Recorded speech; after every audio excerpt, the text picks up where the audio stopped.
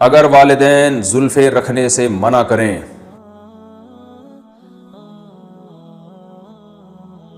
میں نے آپ کے بیانات سن کر وہ طریقے اپنی زندگی میں لائے ہیں جس سے بد نظری سے بچ جاتا ہوں، مگر میں کالج میں رہتے ہوئے جب ٹیچر پڑھاتی ہیں جب کالج میں رہتے ہوئے جب ٹیچر پڑھاتی ہیں تو مجھ سے بد نظری سے نہیں بچا جاتا۔ 1 سال میں نے بہت مشکل سے گزارا ہے، اب کیا میں پڑھائی چھوڑ دوں اور دکان پر وقت دوں یا پھر میں کیا کروں؟ بھائی محمد نعیم ہندوستان سے اگر اس بیس پر ہم لوگوں کو پڑھائیاں چھوڑنے کا کہیں تو سارے مسلمان پڑھائیاں چھوڑ کے پکوڑے بیچیں گے پھر وہ تو علماء یہ کہتے ہیں کہ بھئی اگر فیمیل ٹیچر پڑھا رہی ہے، مجبوری ہے آپ کی پڑھنا، تو فیمیل کو تو چاہیے کہ وہ فیمیل کو پڑھائے، لیکن اگر وہ پڑھا رہی ہے تو آپ کے پاس پھر پڑھائی کا اس کے علاوہ کوئی آپشن نہیں ہے، تو آپ حتی الامکان نظر کی حفاظت کریں۔ اور اگر ٹیچر پہ نظر پڑ بھی جاتی ہے، کیونکہ پوری کلاس میں منہ نیچے کر کے بیٹھنا یہ بھی ممکن نہیں ہے، تو نظر پڑ بھی جاتی ہے تو دل کو کم از کم برے خیالات سے محفوظ رکھیں۔ اس ٹیچر کو آپ اپنی والدہ کی جگہ سمجھیں یا بہن کی جگہ سمجھیں یا انٹی سمجھیں آپ ان کو، اور کبھی کبھار ان سے محبت میں انٹی ان کو کہہ بھی دیا کریں۔ اب ریئیکشن جو ہوگا وہ تو آپ ہی بہتر جانتے ہیں، لیکن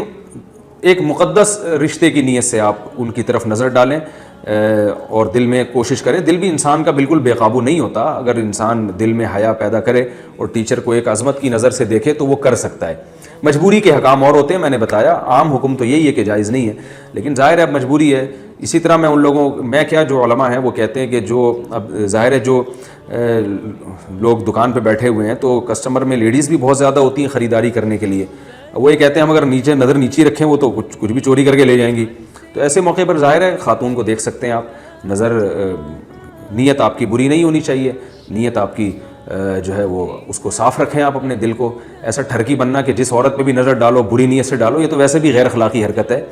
عورت کا صرف ایک ہی تو پہلو نہیں ہے کہ وہ مرد کی ہوس پوری کرتی ہے، عورت کے اور بہت سارے معاشرے میں پہلو ہیں، فی الحال وہ آپ کی ٹیچر ہیں، اس پہلو سے آپ ان کو دیکھ سکتے ہیں، اور پھر بھی اگر برے خیالات آ رہے ہیں تو حتی الامکان قابو کرنے کی کوشش کریں آپ۔ تو اگر آپ چاہیں گے اپنے اوپر قابو رکھنا اور اپنے اوپر کنٹرول رکھنا چاہیں گے، انشاءاللہ اللہ تعالیٰ آپ کی مدد کرے گا۔ اگر والدین زلفیں رکھنے سے منع کریں، نجم الہدا حیدرآباد انڈیا سے پوچھتے ہیں، میں زلفیں رکھنا چاہتا ہوں کیونکہ وہ سنت ہے، لیکن ہماری والدہ کہتی ہیں کہ بال کٹوا لیں، تو کیا مجھے اپنی والدہ کی بات ماننی چاہیے؟ بھائی زلفیں رکھنا سنت عادیہ ہے، کوئی دینی سنت نہیں ہے۔ بہرحال نبی صلی اللہ علیہ وسلم سے محبت کا تقاضا ہے، کوئی زلفیں رکھنا چاہے تو رکھ بھی سکتا ہے، نہ رکھنا چاہے تو بھی رکھ سکتا ہے، یعنی نہیں بھی رکھ سکتا، لیکن جب والدہ نے آپ کو منع کر دیا تو پھر یہ جو مباح چیزیں ہوتی ہیں ان میں والدہ کی اطاعت شریعت میں اس کی ترغیب زیادہ ہے۔ تو اگر آپ کی والدہ کو آپ کی زلفیں پسند نہیں ہیں تو آپ والدہ کے کہنے پر بال کاٹ دیں اور چھوٹے بال رکھیں، جیسا والدہ کہہ رہی ہیں ویسے کریں۔ والدہ کے احسانات بہت ہیں اور ان کی جو خدمت ہے، جو انہوں نے آپ کو جو شریعت نے ہمیں بتایا اور جو مشاہدے پر مبنی حقیقت ہے، اس کے حساب سے یہ کوئی بال رکھنا اتنی بڑی سنت نہیں ہے جس کی وجہ سے آپ اپنی ماں کو ناراض کر دیں۔ پہلے تو کوشش کر لیں، اماں کو منا لیں، آپ مان جائیں پھر بال رکھ لیں، لیکن اماں نہیں مان رہی تو پھر اماں پہلے بال بعد میں۔ منگنی کے بعد تحفے تحائف کا تبادلہ پوچھتے ہیں، کیا منگنی کے بعد لڑکا لڑکی کے لیے ایک دوسرے کو تحفے تحائف دینا جائز ہے؟ ہر جائز کام کرنے کا نہیں ہوتا، کچھ حیا اور غیرت کے خلاف بھی کچھ کام ہوتے ہیں۔ آپ کو چاہیے تو ایک تو منگنی ہے، اسلام میں ہے ہی نہیں، منگنی کا لفظ عربی لغت میں نہیں ہے، حالانکہ عربی بڑی فصیح و بلیغ زبان ہے، کوئی چیز ایسی نہیں ہے جس کا عربی میں ترجمہ نہ ملتا ہو، لیکن یہ منگنی کا لفظ ہی نہیں ہے عربی میں، اس کا مطلب یہ صحابہ اس چیز سے مانوس ہی نہیں تھے۔ عربی میں خطبہ ہوتا ہے، خطبہ کہتے ہیں نکاح کا پیغام بھیجنا۔ اگر نکاح کا پیغام قبول ہو گیا تو نکاح کریں، پیغام قبول نہیں ہوا تو کہیں اور ٹرائی کریں آپ، بس یہ ہوتا ہے۔ یہ جو وعدے کر کے بیٹھ جاتے ہیں کہ منگنی کر لی، اور یہ غیر مسلموں سے ہمارے معاشرے میں ایک چیز آئی ہے تو، اور اس کے فسادات بہت ہیں، اکثر منگنیاں ناکام ہوتی ہیں، ٹوٹ جاتی ہیں۔ تو جہاں کہیں پیغام بھیجیں سمجھ میں آ جائے تو نکاح کریں، رخصتی کسی وجہ سے تاخیر ہو سکتی ہے اس میں،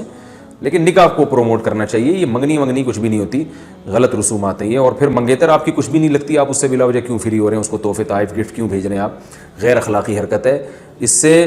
نقصان یہ ہوگا کہ نکاح تو دیر سے ہوگا اور آپ کے دل میں اس نامحرم کے لیے جذبات پیدا ہونا شروع ہو جائیں گے جو آپ کو گناہ کی طرف لا سکتے ہیں۔ آج تحفے جا رہے ہیں، پھر فون پہ شکریہ بھی ادا کرنا پڑے گا، ظاہر ہے جب اس نے آپ کو کوئی گفٹ بھیجا تو وہ آپ فون پہ شکریہ ادا کریں گے، نہیں ادا کریں گے تو وہ ناراض ہو جائے گی۔ پھر جب شکریہ ادا کریں گے تو ظاہر ہے شکریہ بالکل تجوید کے ساتھ اور انتہائی مختصر الفاظ میں لغت کے قاعدوں کا خیال کر کے تو ادا نہیں کریں گے، کیونکہ ایسے آپ نے فون کیا بھائی آپ کا بہت شکریہ، آپ نے مجھے گفٹ بھیجا، اتنا یہ بھی معاشرے میں اس کو برا سمجھا جاتا ہے۔ شکریہ پھر آپ کا کافی تفصیل سے ہوگا، اور پھر وہ تفصیل سے شکریہ کے جواب میں بھی آپ کو بہت لمبے چوڑے شکریہ ملیں گے، پھر وہ شکریہ ہوتے ہوتے گپیں شروع ہو جائیں گی، پھر پتہ نہیں کیا کیا جو کچھ ہو رہا ہے معاشرے میں، جو بے حیائی۔ تو اسلام نے جو باؤنڈری کھینچی ہے، بیوی اور منگیتر میں فرق رکھا ہے، تو آپ نکاح کر لیں، پھر آپ